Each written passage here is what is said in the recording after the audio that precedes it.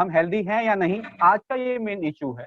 आज का टॉपिक यही है कि हम अपनी आप को हेल्दी मानते हैं या हम खुद हेल्दी हैं भी, इसीलिए हम होलिस्टिक हेल्थ की बात करते हैं। According to WHO, if I will tell you, the WHO said that a man or a condition of the man is accordingly he is if physically, mentally and socially is active.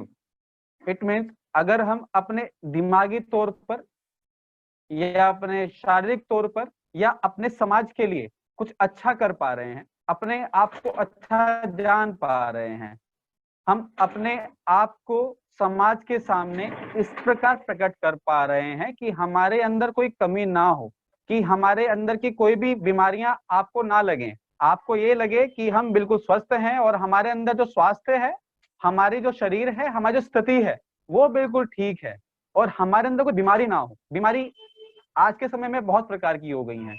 आप अभी एक socially work कर रहे हैं, आप एक company में work कर रहे हैं, आप एक ग्रुप में वर्क कर रहे हैं, आप कभी कभी इंडिविजुअल वर्क भी आपको करना पड़ जाता है। तो उस समय आप अपने शरीर के साथ कैसा बिहेव कर रहे हैं, अपने काम के साथ कैसा बिहेव कर रहे हैं, ये अब डिपेंड करता है आपकी हेल्थ पर।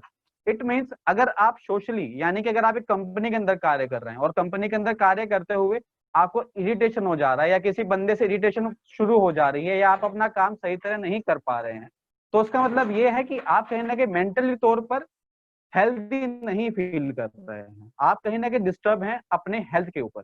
इसीलिए हम अपनी हेल्थ को तब मानते हैं जब हमारे अंदर किसी प्रकार डिफॉर्मिटी ना हो, यानी कि हमारे कहीं हाथ में दर्द ना हो, हमारे गर्दन का दर्द ना हो, हमारे अंदर किसी भी प्रकार से कोई बीमारी ना आ रखी हो, हमारे अंदर हम अपने मेंटली तौर पर सब तरह काम कर सकें। तो इसीलिए हम अपनी हेल्थ को इशू करते हैं। अब आयुर्वेदा क्या कहता है, आगे हम चलते हैं आयुर्वेदा के लिए कि आयुर्वेदा क्या कहता है हेल्थ के लिए। आयुर्वेद कहता है सम दोष सम अग्नि सम धातु मलक्रिय प्रसन्नात मेन्द्रिय मन स्वस्थ इत भिद्यते। यानी कि हेल्थ क्या है, हेल्थ हमारी बैलेंस है, हमारा एक तराजू है जिसके अंदर हम अपने स्वास्थ्य को, हमारे शरीर को, हमारे मन को, दोनों को रखते हैं। और साथ में हमारा शरीर और मन जब एक साथ कार्य करने लग जाता है तब हम अपने आप को एक हेल्दी बीइंग मानते हैं। अगर हमारे अंदर किसी प्रकार की डिफॉर्मिटी है, हमारा फिजिकल वर्क हमारे मेंटल वर्क के साथ कोऑपरेट नहीं करता, इट मीन्स हमारा मन हमारे काम के साथ कार्य नहीं करता, तो उसका मतलब ये हो जाता है कि हम कहीं ना कहीं किसी ना किसी तौर पे अपने आप को हेल्दी नहीं फील कर पाएंगे। क्यों? क्योंकि उसका एक रीजन है कि उसके अंदर हमारे कहीं ना कहीं वो डिफॉर्मिटी आ गई, हमारा जो बैलेंस है वो बिगड़ गया है, हमारे ताजों के पलटे दोनों बराबर नहीं है। अगले अगर हम आगे देखें कि हेल्थ को हम कैसे सही कर सकते हैं या हेल्थ कितने प्रकार की होती है, हमारे लिए हेल्थ है क्या?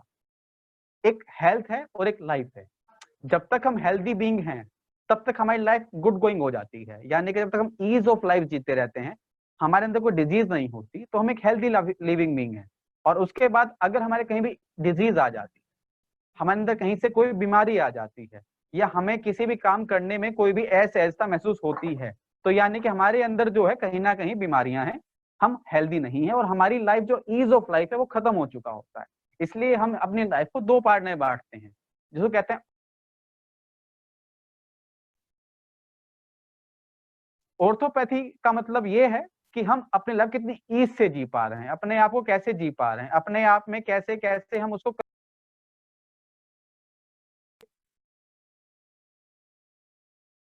किस प्रकार से हम अपने आप को दिखा पाए कि हम एक हेल्दी हैं, हम एक ईज है। मैंने लास्ट टाइम जब हमारी वर्कशॉप थी, एक टर्म थी हमारे पास में, जो जब जहां जैसे कार्य कर रहा होता है, जो जब जहां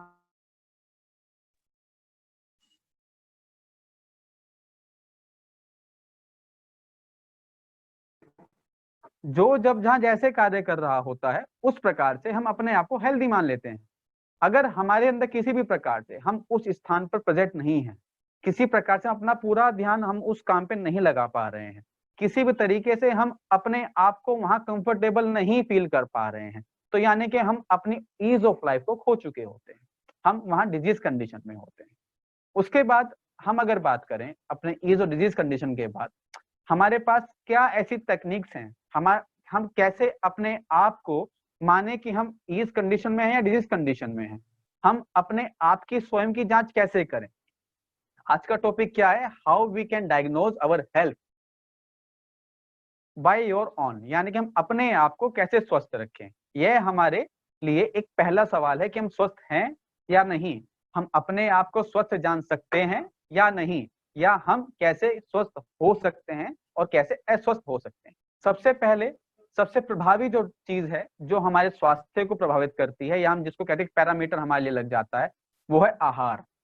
हमारा फूड स्टाइल, हमारा खाने का तरीका, हम किस प्रकार से खा रहे हैं, हमारी भूख कैसी है, कि हम अपने शरीर के हिसाब से अपने आप को दे पा रहे हैं, क्या हम एक हेल्दी वेल बीइंग की तरह खा रहे हैं, या हमें लगता है कि हम कुछ खाते हैं हमें नहीं खाना चाहिए, या हमारे लिए हमारा ये हो जाता है कि हम बिल्कुल भूख से खत्म हो गई है, या हमें कुछ भूख ज्यादा लग रही है, या हम जो खा रहे हैं हमारे शरीर को नहीं लग रहा है। यह सब आता है हमारे आहार के अंदर। फिर अगला पैरामीटर जो आता है वो हमारी नींद है।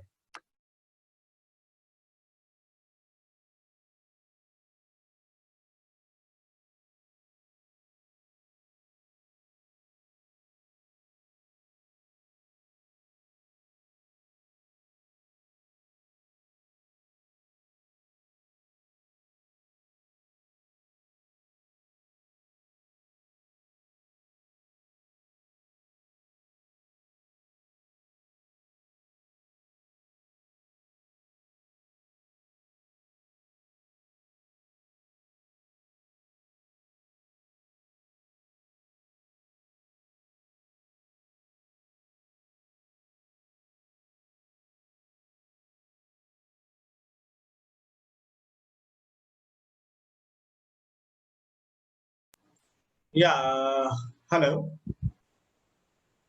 प्लीज गाय एक बार मुझे कंफर्मेशन दे दीजिए कि मेरी वॉइस और ये प्रेजेंटेशन आपके साथ शेयर हो रही है प्रॉपर। डॉक्टर ऋषभ किसी रीजन से डिस्कनेक्ट हो गए हैं। एक बार मुझे प्लीज चैट बॉक्स में जहाँ माइक ऑन करके कंफर्मेशन दे सकते हैं प्लीज। प्लीज पंकज। आमिर,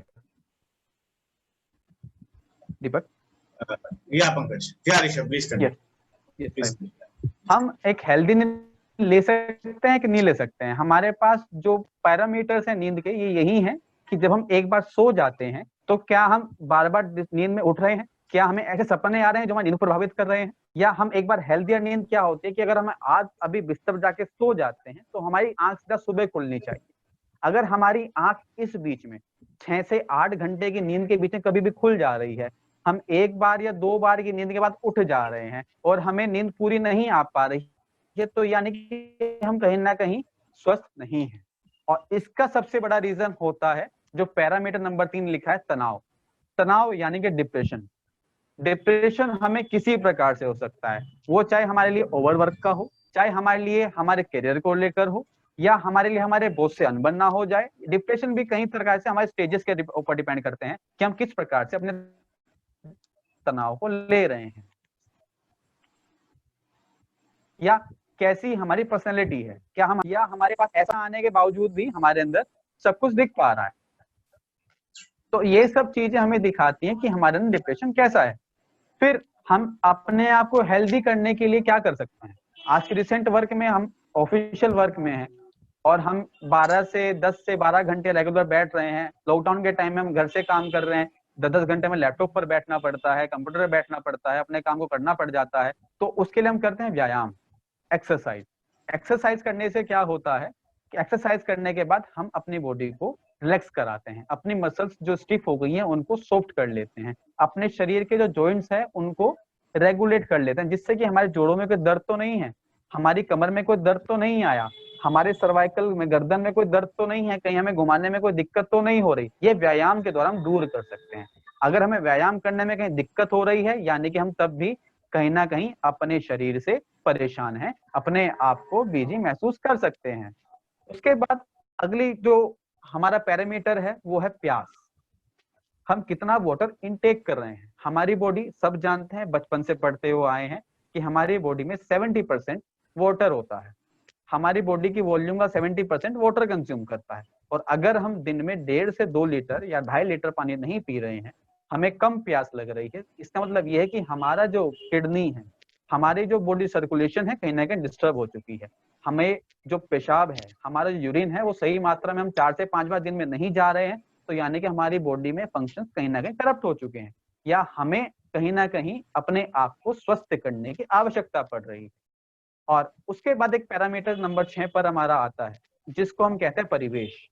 हमारा सोशल कल्चर, हमारा आसपास का वातावरण, हमारे आसपास के दोस्त, हमारे परिजन, हमारा परिवार, हमारा समाज। हमारा समाज कैसा है, हमने अपनी सोसाइटी को कैसे मेंटेन किया हुआ है, हमारे आसपास के लोग कैसे हैं, क्या हम उनके अनुकूल हैं या वो हमारे अनुकूल हैं, या उनकी मानसिकता हमारी मानसिकता कुछ अलग तो नहीं हो रही, जो हमें मेंटली कुछ ना कुछ टॉर्चर कर रही हो, मेंटली हमें परेशान कर रही हो। अगर ऐसा नहीं है और आप सब कुछ अनुकूल जा रहा है और आपके साथ सब कुछ ठीक है, तो आप मेंटली तौर पर बहुत मजबूत हैं और स्वस्थ हैं।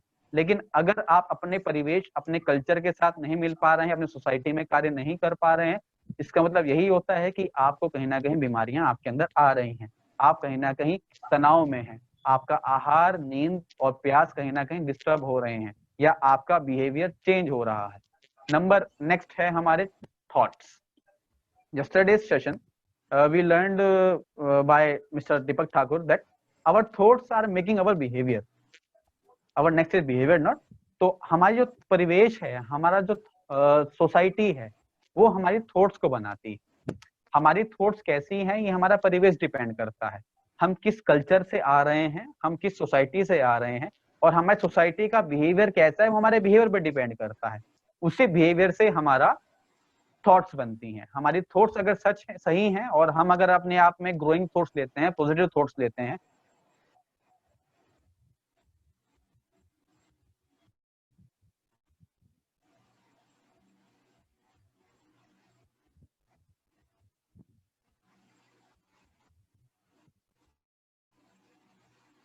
अपने आप को रिप्रेजेंट करता है अपने बॉस से, अपने कोलीग से, अपनी कंपनी से, या अपने कंपनी के लोगों से। हम बिहेवियर यानी कि हमारा बिहेव कैसा है, हम कैसे बोल चाल में हैं, हमारी ड्रेसअप कैसी है, हम सही से पहन पा रहे हैं कि नहीं, हम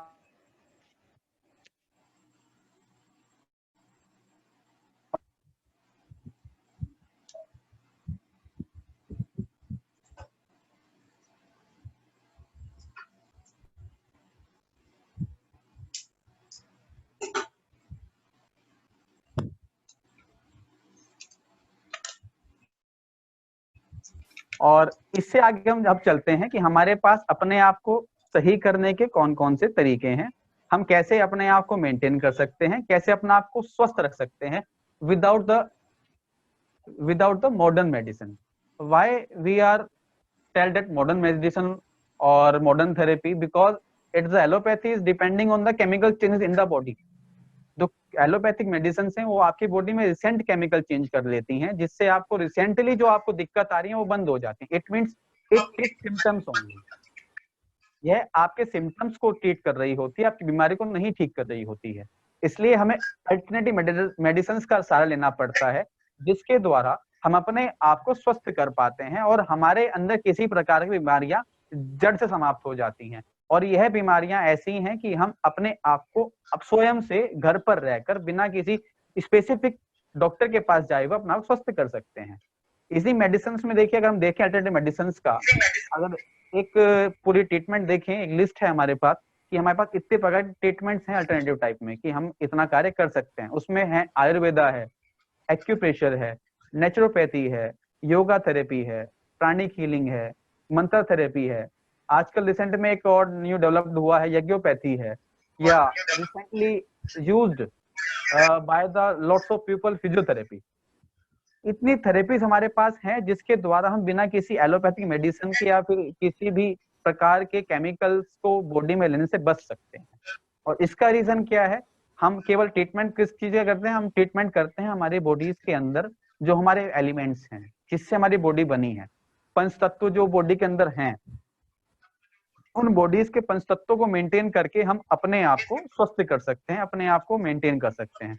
चलिए मैं एक एक करके सारी मेडिसिन को, एक ट्रीटमेंट्स को आपको समझाता हूँ कि कैसे कैसे ट्रीटमेंट हम ले सकते हैं उन चीजों में, और आगे एक एक स्लाइड्स को हम चलते हैं और आपसे डिस्कस करेंगे वास्ट तौर पे कि थेरेपीज कैसे कैसे काम करती हैं और इनके अंदर क्या क्या इनका बेस होता है।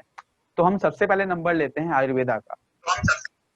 आयुर्वेद ट्रीटमेंट क्या है, यानी कि किसी भी प्रकार से आयुर्वेद क्या कहता है कि जो आयु का ज्ञान है उसको आयुर्वेद कहते हैं। सबसे पहली बात यही होती है कि हम अपने आप को समझ लें कि आयुर्वेद है क्या, आयुर्वेद से हम समझते क्या है, आयुर्वेद हमारे साथ करता क्या है। आयुर्वेद हमारे साथ करता है जो हमारे वेदों में पुराणों में लिखा हुआ है उस प्रकार से विभिन्न प्रकार की जड़ी बूटियां, यानी कि पेड़ पौधे या जो भी जैविक घटक हमारे सामने प्रस्तुत हैं, हमारी मिट्टी, हमारी तरह तरह की हवा, नमक, पहाड़ आदि से निकलने वाले लवण, इतने प्रकार की दवाइयों को आपस में लेकर या तेलों उनसे तेल निकालकर अपनी बॉडी के अंदर अप्लाई करते हैं, तो आयुर्वेद ट्रीटमेंट उन्हीं पर डिपेंड करता है। आयुर्वेद की भी आज के समय में काफी ब्रांचेस हो गई हैं जिसके द्वारा हम ट्रीटमेंट ले लेते हैं। जैसे कि ये मैंने पीपीटी में यहाँ शो हो रहा है, सबसे पहले जो पीपीटी है वो शिरोधारा की है। इसके अंदर क्या होता है कि आपके सिर में, माथे के ऊपर जहाँ आज्ञा चक्र होता है वहां पर आपके सिर पे तेल की धार बांध दी जाती है, जिसके द्वारा आपके जो मस्तिष्क मानसिक रोगों का इलाज बहुत अच्छे तरीके से हो पाता है। उसके बाद तरह तरह के जड़ी बूटियां ले लेते हैं, उनके किसी पौधे का तना ले लिया, पत्ती ले ली, फूल ले लिया, फल ले लिया, इस प्रकार से उनके औषधीय गुणों के आधार पर उनको लेने के बाद हम अपने आप को स्वस्थ कर सकते हैं। और एक बहुत ही वास्ट ब्रांच आई है आयुर्वेदा की निकलकर, जिसके अंदर में किसी प्रकार के मेडिसिन का लेने का मतलब नहीं बैठता, वो है पंचकर्मा। हम पंचकर्मा के माध्यम से अपने शरीर को शुद्ध कर सकते हैं।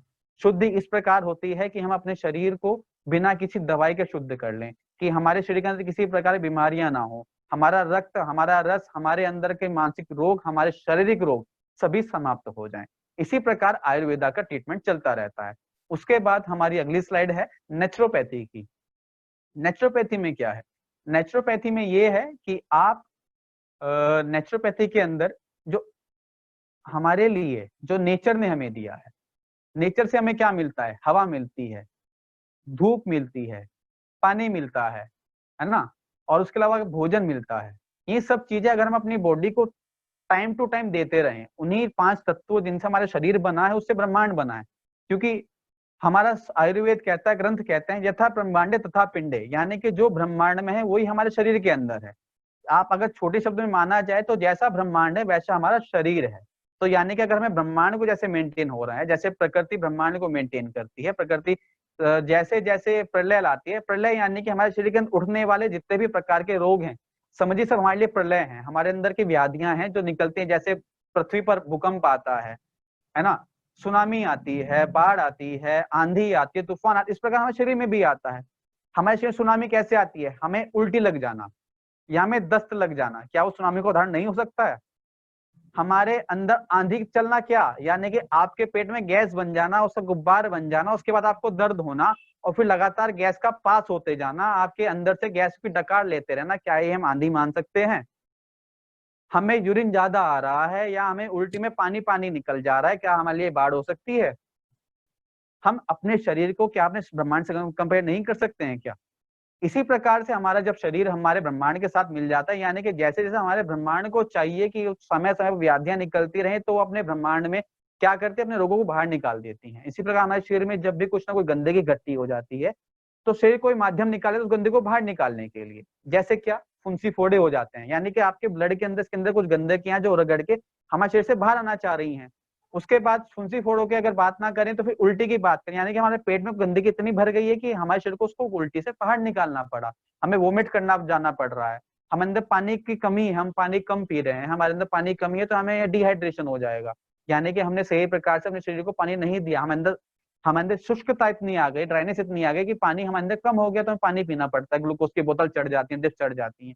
लेकिन नेचुरोपैथ ट्रीटमेंट्स में क्या, हम कोई ट्रीटमेंट नहीं देते, इसके अंदर हम शरीर का इलाज करते हैं, रोग का इलाज नहीं करते। यानी कि हमारे अंदर जो प्रकार के रोग हैं हम उन रोगों को खत्म कर देते हैं बिना किसी अदर मेडिसिन के। केवल क्या करते हैं, मिट्टी का लेप करते हैं या पानी की सिकाई करते हैं या मालिश करते हैं या आपसे तरह तरह के व्यायाम कराते हैं, आपके आहार में चेंजेस कराते हैं, आपकी बॉडी में चेंजेस देते हैं। उसके बाद आ जाते हैं हम नेचुरोपैथी के बाद में एक्यूप्रेशर पर। जो एक्यूप्रेशर है उसका नाम ही डिफाइंड है एक्यूप्रेशर। एक्यू मतलब निडल होता है, प्रेशर का मतलब दबाव। यानी कि किसी भी निडल टाइप चीज से हाथों के या पैरों के पंजे पर दबाव देकर जब ट्रीटमेंट किया जाता है उसको एक्यूप्रेशर थेरेपी कहा जाता है। इसके द्वारा क्या होता है, इसकी जो मेन कॉन्सेप्ट है वो है एनर्जी। एक्यूप्रेशर का जो मेन कॉन्सेप्ट होता है एनर्जी ट्रीटमेंट होता है। हमारे शरीर की एनर्जी हम कैसे बैलेंस कर पाए, हम कैसे मेंटेन अपने बॉडी की एनर्जी को करें। एनर्जी का हमने साइंस में पढ़ा है कि एनर्जी को कभी खत्म नहीं कर सकते, एनर्जी को हम केवल एक फॉर्म से दूसरे फॉर्म में ट्रांसफॉर्म कर सकते हैं। यही काम एक्यूप्रेशर करता है। जब हमारी एनर्जी बॉडी में कहीं रुक जाती है तो हमारी बॉडी में दर्द शुरू हो जाता है। जब हमारे ब्लड कहीं रुक जाता है तो वहां दर्द शुरू हो जाता है। हम उस दर्द को खत्म करने के लिए उस जगह को प्रेस करते हैं। इस प्रकार से जगह जगह हमारे एक्यूप्रेशर पॉइंट्स होते हैं। हमारे हाथों के पंजे पर भी होते हैं, हमारे पूरी बॉडी पर भी होते हैं, पैरों के पंजे पर भी होते हैं। हम उनको जब प्रेस करते हैं तो हमारी एनर्जी को फ्लो मिल जाता है। जब फ्लो मिल जाता है तो यानी कि जहां एनर्जी रुकी हुई है, जहां हमारी डिजीज है, जहां में दर्द है, वहां का फ्लो हट जाता है। तो हमारे नर्व पे से जो प्रेशर है वो प्रेशर खत्म हो जाता है। जब वो प्रेशर खत्म हो जाता है तो हमारी बॉडी अपने आप को हेल्दी फील करती है, क्योंकि उसके बाद में हमारी बॉडी में कोई इसी प्रकार का दर्द नहीं होता। उसके बाद एक्यूप्रेशर के बाद हम आते हैं अगले ट्रीटमेंट में, अगली पैथी पर आ जाते हैं, yoga. It is also part of naturotherapy and Ayurveda also. हम इसके लिए क्या कहते हैं, योगा को क्या कहते हैं? योगा एक ऐसी चीज है जिसके द्वारा हम अपनी बॉडी को mentally, physically and socially as well as spiritually शुद्ध कर लेते हैं, अपने आप को फिल्टर कर लेते हैं।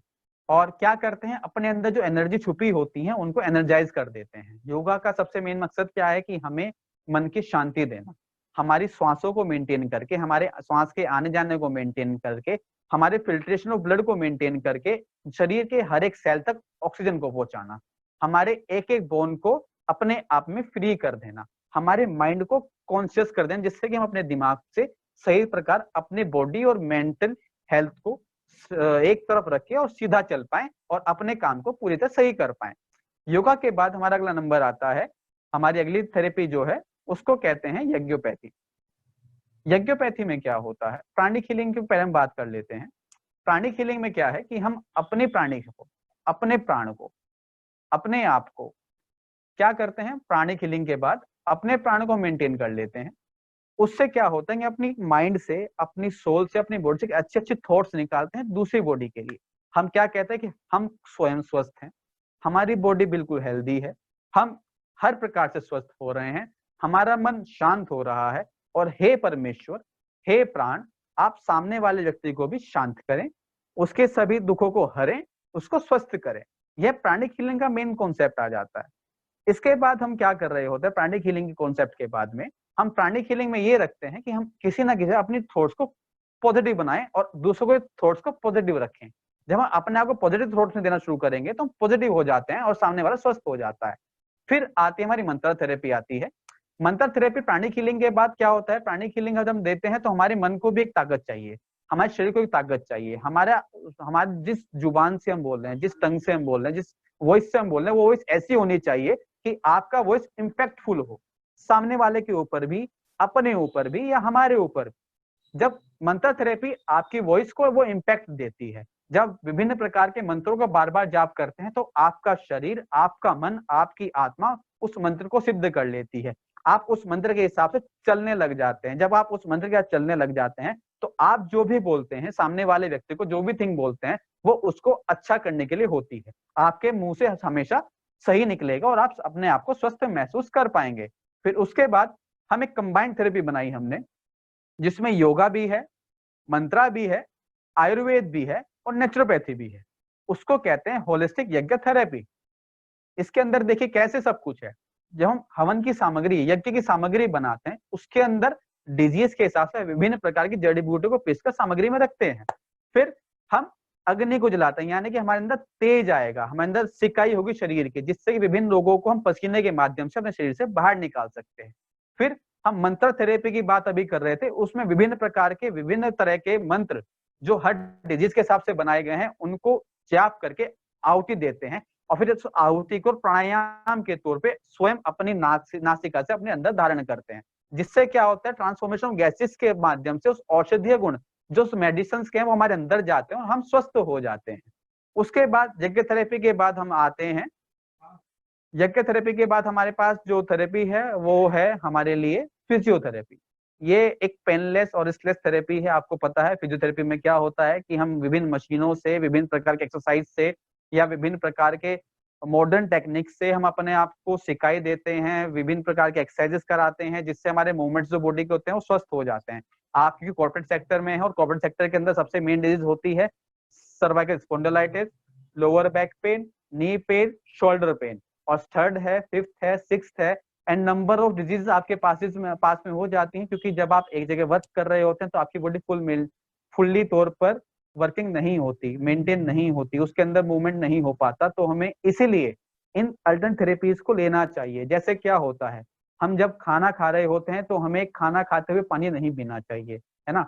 ये एक स्वस्थ रहने के मैं आपको नियम इस समय बोल दे रहा हूँ, थोड़े से बता दे रहा हूँ एक टेक्निक्स या टिप्स के तौर पे जो आपको कर लेना चाहिए कि आपको खाना खाते हुए पानी नहीं पीना चाहिए। खाने से लगभग 1.5 घंटे बाद पानी पीना चाहिए। सुबह उठते ही आपको पानी पी लेना चाहिए। सुबह उठते पानी पीने के बाद आप क्या करेंगे कि जब आप सुबह उठते पानी पियेंगे तो आपके पेट के अंदर जो भी गंदगी रात भर की आपको पूरे दिन जमी है, वो जब आप फ्रेश होने जाएंगे तो आपके अंदर सारी गंदगी बाहर निकल जाएगी, है ना। और उसके बाद क्या करना है, सुबह नाश्ता जल्दबाजी में नहीं करना, क्योंकि आपको ऑफिशियल वर्क रहता है, बहुत जल्दी जाने की लगती है, लेकिन अपने टाइम टेबल को शेड्यूल्ड करेंगे तो आप अपने आप को मेंटेन कर लेंगे शेड्यूल के हिसाब से, और जल्दबाजी में नाश्ता ना करें, क्योंकि अगर आप जल्दबाजी में खाते तो आप सीधे खाना नहीं चबा पाते, खाना नहीं चबा पाएंगे तो सही तरह अपने आप को मेटाबॉलिज्म उसका नहीं हो पाएगा, तो आपके स्टमक में इस टाइम में कहीं ना कहीं पेन बन जाता है, इरिटेशन बन जाती है, जिससे आपको गैस्ट्रिक भी हो सकता है ना। इस तरह के टिप्स